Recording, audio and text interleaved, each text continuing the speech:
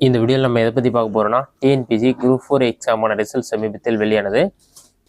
Group 4 எக்ஸாமில் உங்களோட rank என்னவாக இருந்தால் உங்களுக்கு வேலை கிடைப்பதற்கு அதிக வாய்ப்புள்ளது என்பதை பற்றியும், ரிசல்ட் எப்படி செக் பண்ணுறது என்பதை பற்றியும் இந்த வீடியோவில் அப்டேட்லாம் பார்க்க போகிறோம். ஃபஸ்ட்டு ரேங்க் டீட்டெயில்ஸ் என்ன, எவ்வளோ ரேங்க் இருந்தால் உங்களுக்கு வேலை கிடைப்பதற்கு அதிக வாய்ப்புள்ளதுன்னு பார்க்கலாம். கம்யூனிட்டி வைஸாக பார்க்கலாம். கம்யூனிட்டி வைஸாக ஜென்ரல் கேட்டகரியில் வந்து ஓவரால் ரேங்க் வந்து நீங்கள் வந்து 5781க்கு குறைவாக இருக்கணும். கம்யூனல் ரேங்க் வந்து 2890 குறைவாக இருக்கணும், இல்லை 2890 இருக்கலாம்.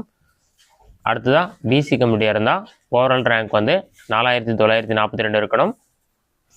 கம்யூனல் ரேங்க் வந்து 2471 இருக்கணும். நீங்கள் பிசிஎம் கம்யூனிட்டியாக இருந்தால் ஓவரால் ரேங்க் 653 இருக்கணும். கம்யூனல் ரேங்க் 326 இருக்கணும், அது குறைவாகவும் இருக்கலாம்.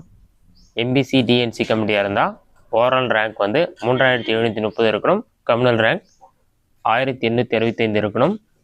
எஸ்சி கம்யூனிட்டியாக இருந்தால் ஓவரால் ரேங்க் 2797 இருக்கலாம்.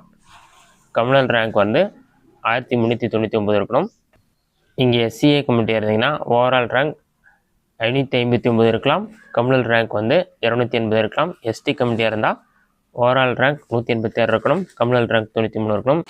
இந்த அளவு ரேங்க் இருந்தாலே போதும் உங்களுக்கு வேலை கிடைப்பதற்கு அதிக வாய்ப்புகள் உள்ளது. அடுத்த ரிசல்ட் எப்படி செக் பண்ணுறது என்பதை பற்றி பார்க்கலாம்.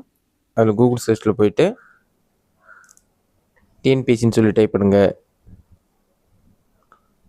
அந்த மாதிரி நீங்கள் டைப் பண்ணி வைக்கக்கூடியங்கன்னா ஃபஸ்ட் எடுத்தோடனே tnpc.gov.in ஒரு வெப்சைட் ஆகும். அந்த வெப்சைட் வந்து செலக்ட் பண்ணுங்கள். வெப்சைட் ஓப்பன் ஆன பிறகு ஹோம் பேஜ்னு ஒரு ஆப்ஷன் இருக்கும். அந்த ஆப்ஷனை கிளிக் பண்ணுங்கள்.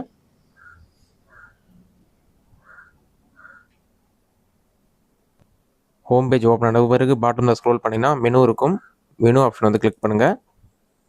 மெனு கிளிக் பண்ணிங்கன்னா இதில் நிறைய ஆப்ஷன் கொடுத்துருப்பாங்க. இதில் பார்த்தீங்கன்னா ரெக்ரூட்மெண்ட் ஒரு ஆப்ஷன் இருக்கும். அதை செலக்ட் பண்ணுங்கள். அதை செலக்ட் பண்ணிங்கன்னா ஃபஸ்ட் எடுத்தோடனே எக்ஸாம் டேஷ்போர்ட் சொல்லி கொடுத்துருப்பாங்க. அதை வந்து கிளிக் பண்ணுங்கள். இதில் எக்ஸாம் டீட்டெயில்ஸ் எல்லாமே இருக்கும். இதில் பார்த்தீங்கன்னா 4வதாக combine civil service examination group 4 சர்வீசஸ்னு இருக்கும். அந்த ஆப்ஷனை செலக்ட் பண்ணுங்கள். அதை செலக்ட் பண்ணிங்கன்னா டீட்டெயில்ஸ் எல்லாமே கொடுத்துருப்பாங்க. பாட்டமில் ஸ்க்ரோல் பண்ணிங்கன்னா written examination result marks and rank position சொல்லியிருக்கும். இதில் ஓப்பன் ஒரு ஆப்ஷன் இருக்கும். அந்த ஆப்ஷன் வந்து கிளிக் பண்ணுங்கள். இதில் போய்ட்டு உங்களோட எக்ஸாம் ரிஜிஸ்டர் நம்பர் என்டர் பண்ணுங்கள். நெக்ஸ்ட் டேட்டா பற்றி என்டர் பண்ணிவிட்டு கேப்சா இருக்கும், அதை பார்த்து டைப் பண்ணிவிட்டு சப்மிட் ஆப்ஷன் வந்து கிளிக் பண்ணுங்கள்.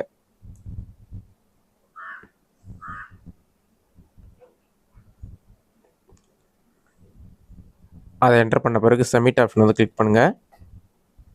ஒரு 5 செகண்ட்ஸ் லோட் ஆகி கம்ப்ளீட் ஆன பிறகு உங்களுக்கான ரிசல்ட் ஷோ ஆக ஆரம்பிச்சிடும். மேலே உங்களோட ரிஜிஸ்டர் நம்பர் இருக்கும். நெக்ஸ்ட்டு தமிழ் எலிஜிபிலிட்டி டெஸ்ட்டில் நீங்கள் எவ்வளோ மார்க் எடுத்துருக்கீங்க, டோட்டல் மார்க் எவ்வளோ, பார்ட் ஏ பார்ட் பி ரெண்டுமே சேர்த்து எவ்வளோ மார்க்குன்னு சொல்லி கொடுத்துருப்பாங்க. அதுக்கிட்ட ஸ்க்ரோல் பண்ணிங்கன்னா போஸ்ட்டுடைய நேம் கொடுத்துட்டு ஜூனியர் அசிஸ்டன்ட் விஏஓக்கான போஸ்ட்டில் உங்களுடைய ஓவரால் ரேங்க்கான கம்யூனல் ரேங்க்குன்னு சொல்லி டீட்டெயில்ஸ் கொடுத்துருப்பாங்க. அதெல்லாம் செக் பண்ணிவிட்டு பாட்டமில் ஸ்க்ரோல் பண்ணிங்கன்னா ஃபாரஸ்ட் வாட்சருக்கான ரேங்க் டீட்டெயில்ஸ் எல்லாமே கொடுத்துருப்பாங்க. டைப்பிஸ்ட் இருந்தால் அதுக்கான டீட்டெயில்ஸ் எல்லாமே இருக்கும். அடுத்து போஸ்ட்டுடைய நேம் எல்லா டீட்டெயில்ஸுமே இருக்கும். இது நீங்கள் டவுன்லோட் பண்ணி வச்சிங்கன்னா பிரிண்ட்னு ஒரு ஆப்ஷன் இருக்கும். அந்த ஆப்ஷனை கிளிக் பண்ணிவிட்டு பிடிஎஃப் ஃபார்மெட்டில் வந்து உங்களுக்கு கன்வெர்ட் ஆகிடும். இல்லை பிடிஎஃப்னு இருக்கும், அதை கிளிக் பண்ணி பிடிஎஃப் ஃபார்மெட் டவுன்லோட் பண்ணிக்கலாம். இந்த மெத்தடை பயன்படுத்தி குரூப் 4 எக்ஸாம் ரிசல்ட் நீங்கள் ஆன்லைனில் செக் பண்ணி பார்த்துக்கொள்ள முடியும்.